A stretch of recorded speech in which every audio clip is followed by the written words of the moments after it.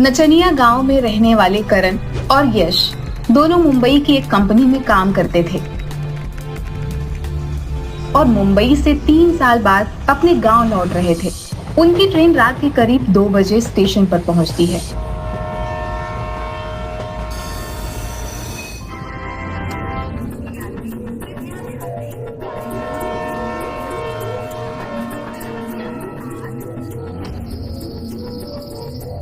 भाई करण, बहुत ठंड लग रही है यार। गाड़ी में उतनी ठंड नहीं थी। अपने गांव के लिए कोई गाड़ी तो सुबह 5 बजे के बाद ही मिलेगी। तब तक चलो बाहर कुछ सिगरेट चाय वगैरह पिया जाए। हाँ भाई, ठंड तो मुझे भी लग रही है। चलो प्लेटफॉर्म के बाहर ही कुछ पीने को मिलेगा। दोनों जैसे ही प्लेटफॉर्म से निकलते हैं कि बिजली चली जाती है। अरे यश, बहुत दिनों बाद आए हो अपने गांव। यश पलट कर देखता है। उसी के गांव के तांगे वाला जगदीश चाचा उर्फ डिंगरू चाचा पूरे शरीर पर कंबल को लपेटे बीड़ी पी रहे थे।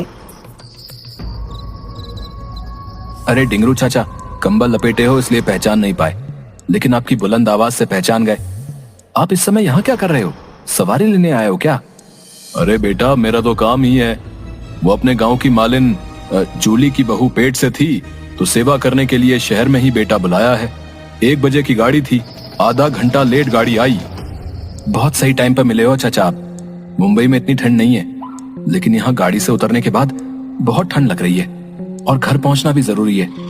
कोई बात नहीं बेटा, बाहर तांगा खड़ी है। चलो, हमें भी कस्टमर की जरूरत थी। 1 से भले 2।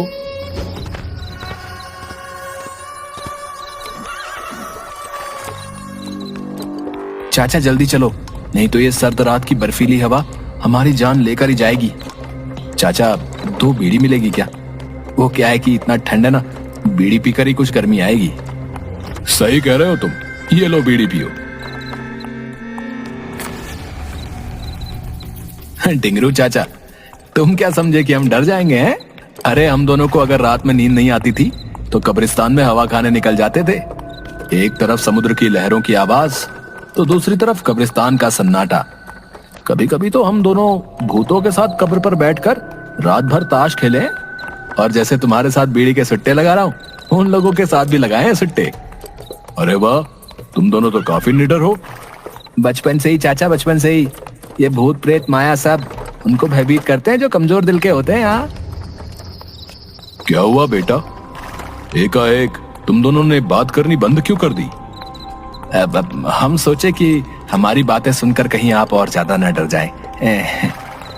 और वो चाचा, ठंड ज्यादा ही लग रही है, इसलिए बोलने का मन नहीं कर रहा है। ठीक है, चलो तुम्हें वहां पर ले चलते हैं, कुछ गर्माहट बढ़ेगी। गांव अभी 13 किलोमीटर दूर है। ये तो गांव जाने का रास्ता नहीं लग रहा। किधर से ले जा रहे हो हमें? वो देखो आग की लपट, जी भर के हाथ सेक कर गर्माहट ले लो। अरे यश, ये कोई शमशान लग रहा है। यहाँ पर तो चिताएं जल रही हैं। ये कहाँ ले जा रहा है हमें? डिंगरू चाचा, ये कहाँ ले आए हो हमें? ये तो शमशान है, यहाँ तो चिताएं जल रही हैं। बेटा, यही तो अपना ठिकाना है, बाकी तो सब कल्पना है।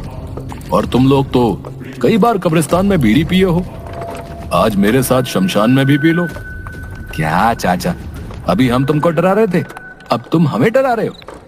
वैसे बता दूं कि हमें भूतों से डर नहीं लगता। हाँ भाई यश, हमें तो डर लग रहा है यार। देखो, चाचा का चेहरा पूरा जला हुआ है, सिर्फ हड्डी दिख रही है। दूसरा देखो, हवा हमारी तरफ चल रही है, लेकिन हवा के उल्टी दिशा में चाचा का कंबल उड़ रहा है यार। अरे हाँ, मुझे भी अभी याद आया। करीब 2.5 साल पहले मेरी बीवी का फोन आया था कि डिंगरू चाचा दिवाली के दिन फुलझड़ी जलाते समय चलकर जिंदा मर गए थे भाई। तो फिर ये डिंगरू चाचा कौन है? क्या बक रहे हो? तो प्लेटफॉर्म पर ही तुम्हें ये बताना था ना यार, इसके साथ हम लोग आते ही नहीं। कहाँ फंसा दिया यार। अरे भाई, वो देखो, चाचा के पांव भी उल्टे हैं। भाई हम लोग फंस चुके हैं यार, अब हमें यहाँ से भागना होगा। अरे यार, उस समय अगर याद रहता मुझे कुछ कि डिंगरू चाचा मर चुके हैं, तो मुझे शौक थोड़ी था कि भूत को रोककर अपनी मौत को बुलाऊं। हाँ यार, देखो ना, अभी मुझे याद आ रहा है कि मालिन जूली को मरे भी 1.5 साल हो गए, तो फिर ये किसे छोड़ने स्टेशन गया था? अरे तुम लोग क्या काना फूसी कर रहे हो? लो, आ गया अपना हीट एरिया, सेक लो अपना हाथ। अरे अभी अभी तो तुम्हें ठंड लग रही थी और अब दोनों के पसीने निकल रहे हैं। यश चलो, हमें घर जाना है। चलो हम लोग पैदल ही यहाँ से चले जाएंगे हैं? अरे ऐसे कैसे चले जाओगे? और यहाँ से 13 किलोमीटर दूर पैदल जाना मुश्किल है भैया। अभी तो 3 ही बज रहे हैं। 5 बजे मैं तुम्हें गांव छोड़ दूंगा। नहीं नहीं चाचा, हम अपने से ही चले जाएंगे। आपको जाने की कोई जरूरत नहीं है, आप यहीं रहिए। वे लोग अभी बात ही कर रहे थे कि उधर से जूली आई, जिसके बारे में अभी अभी डिंगरू चाचा बोल रहे थे कि जूली को छोड़ने ही स्टेशन गए थे। अरे बबुआ, तुम दोनों कहाँ से आ रहे हो? पहले ये बताओ कि तुम इस सुनसान शमशान में क्या कर रही हो, और वो भी इतनी रात को? अरे बेटा, मैं ठहरी मालिन सुबह 4 बजे ही फूल तोड़ने के लिए उठ जाती हूँ। आज मैंने घड़ी देखी ही नहीं, नींद खुली तो हाथ मुंह धोकर निकल गई। वो सब तो ठीक है, लेकिन फूल तोड़ने 13 किलोमीटर दूर कैसे आ गई? वो डिंगरू भैया किसी को स्टेशन छोड़ने आ रहे थे और मुझे ठंड बहुत लग रही थी, तो मैं कही कि यहीं उतार दो। आओ, यहीं एक झोपड़ी है, उसमें थोड़ी देर आराम कर लो। तभी बगल में जल रही चिता से एक साया उड़ता है और उठकर वहां आकर बोलता है, उस झोपड़ी में मेरे मेहमान हैं, तुम इन्हें डिंगरू भैया वाला झोपड़ी में ले जाओ। यह सुनकर करण और यश दोनों काफी डर जाते हैं, लेकिन वे समझ चुके थे कि वे लोग फंस चुके हैं। इसलिए दोनों एकांत में ही प्लान बनाकर निकलने की फिराक में थे। तभी डिंगरू की डरावनी आवाज उनके कानों में पड़ती है। मैं भी तो इन दोनों को यही बोल रहा हूँ कि थोड़ी देर यहाँ आराम कर लो, गर्माहट ले लो, उसके बाद मैं तुम दोनों को गांव पहुँचा दूंगा। हाँ बबुआ, चलो, इतने दिन बाद इतनी दूर से आए हो, थोड़ी देर झोपड़ी में आराम कर लो, फिर 2 घंटे बाद सुबह होते ही हम सभी गांव चलेंगे। यश और करण दोनों समझ चुके थे कि अब उनका बचना मुश्किल है। दोनों आंखों ही आंखों में इशारा करते हैं और जूली के साथ झोपड़ी में चले जाते हैं।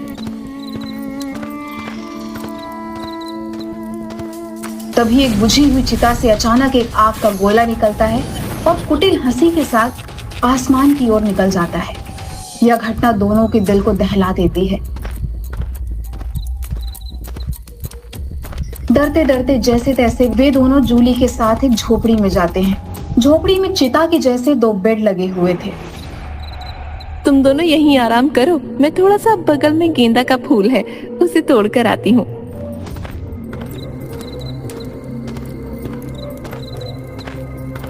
करण, सुनो नहीं, ये लोग हमें मारकर अपने साथ ले जाने की ताक में है। बगल वाली झोपड़ी से सुनो कैसी रुदन की आवाजें आ रही हैं, जैसे कोई किसी का गला दबा रहा हो। इस भूतिया सुनसान में तुम सोने की बात करते हो?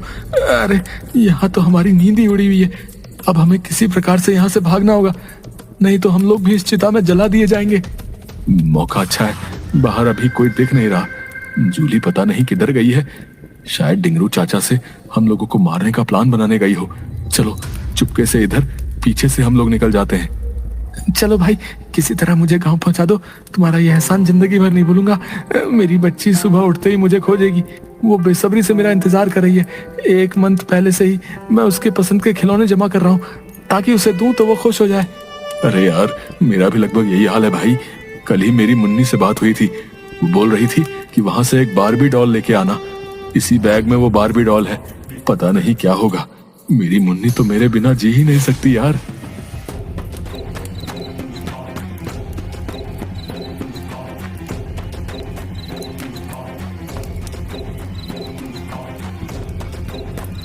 भागते भागते वे सड़क पर पहुंचते हैं।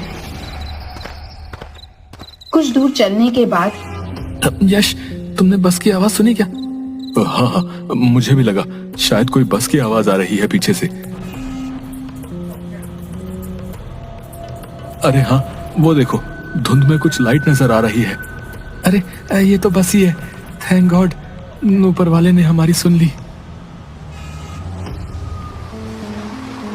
लो, आ गई बस। ओ भैया, ओ भैया, रोको, रोको भैया, अरे हमें भी चलना है, बस रोको। चल चल चल करण, जल्दी चढ़।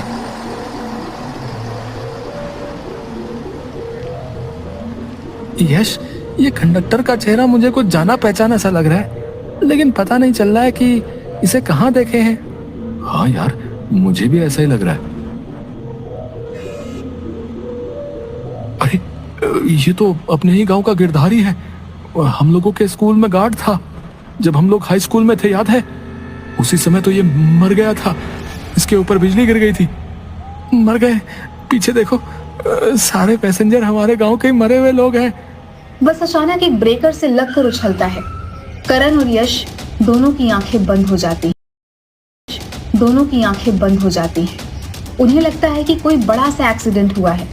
जब आंखें खोलते हैं तो देखते हैं कि बस की जगह तांगे पर सिर्फ वे दोनों बैठे हुए हैं। ड्राइवर की जगह डिंगरू तांगा चला रहा है।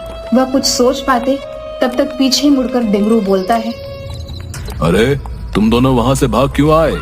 जूली बता रही थी कि दोनों को आराम करने के लिए बोले थे, पर न जाने कहां चले गए। मुझे तांगा लेकर खुद आना पड़ा। चलो, हमें तुम्हारी जरूरत है। अगर सुबह हो गई तो फिर दिक्कत हो जाएगी। चाचा, हम तुम्हारे बच्चे के समान हैं, छोड़ दो हमें। हमारे छोटे छोटे बच्चे घर पर इंतजार कर रहे हैं, जाने दो। अरे बहुत दिनों के बाद गांव का कोई आदमी मिला है, तुम दोनों हमारे मेहमान हो भाई। चलो, फूलमती भी तुम दोनों का इंतजार कर रही है। अब तुम्हारा घर ये गांव नहीं, शमशान में ही तुम दोनों का घर होगा। देखो यार, बस कुछ ही पल में सवेरा होने वाला है, सामने मंदिर है। तुम किसी तरह मंदिर के पास पहुंचो, मैं इसे देखता हूँ। ठीक है, मैं कूदकर भाग रहा हूँ, तुम अपना ख्याल रखना। अचानक करण तांगे से कूदकर भागने लगता है। यह देखकर डिंगरू उसे पकड़ने के लिए उसके पीछे उड़कर जाता है और उसे मंदिर पहुंचने से पहले ही पकड़ लेता है। लेकिन इधर यश भागते हुए किसी तरह मंदिर के पास पहुंच जाता है। पीछे पीछे करण को अपने बाह में दबाए डिंगरू वहां उड़कर पहुंच जाता है, लेकिन मंदिर के अंदर नहीं घुस पाता। वहीं से चिल्लाता है, यश जल्दी से बाहर निकलो, छुपने का कोई फायदा नहीं। डिंगरू चाचा, आप चले जाओ, आप मर चुके हो, हमें मालूम है। आपकी दुनिया अलग है और हमारी अलग। मैं आपके साथ नहीं जा सकता। तुम दोनों का खून पीने के बाद ही हमें मुक्ति मिलेगी। अगर तुम नहीं आए तो तुम्हारे दोस्त करण को इसी समय मैं मार डालूंगा। यश किसी प्रकार डिंगरू को अपने बातों में फंसाए रखता है। तभी धीरे धीरे सूर्य भी उदय होने लगता है। सूर्य की किरणें सीधे गुंबद पर पड़ती हैं। उस गुंबद पर रोशनी के पड़ते ही चारों तरफ रोशनी फैल जाती है। जैसे ही वो रोशनी डिंगरू पर पड़ती है, वह चिल्लाते हुए करण को छोड़ देता है और धुआं बनकर गायब हो जाता है। आज की रात मैं कभी नहीं भूलूंगा यार। मुझे तो लगा मैं अपने परिवार वालों से कभी नहीं मिल पाऊंगा। यार मैं तो बहुत ही ज्यादा डर गया था यार। मैं तो सोच रहा था कि काश एक बार उनसे आखिरी बार मिल पाता। भगवान करे आज जो भी हुआ वो सब दोबारा ना हो। आज हम भगवान की कृपा से ही बच पाए हैं। चल जाके उनका आशीर्वाद लेते हैं। यश और करण दोनों मंदिर में जाकर भगवान को प्रणाम करते हैं। हमारी मदद के लिए बहुत बहुत धन्यवाद प्रभु, बहुत बहुत धन्यवाद। हम पर अपनी कृपा बनाए रखिएगा। हाँ प्रभु, आज आपकी ही वजह से हम अपने घर वालों से मिल पाएंगे। इसी तरह हमेशा हमारे साथ रहिएगा। चल अब घर चलते हैं, घर वाले इंतजार कर रहे होंगे। तू सही कह रहा है यार, अब हमें घर चलना चाहिए। चल।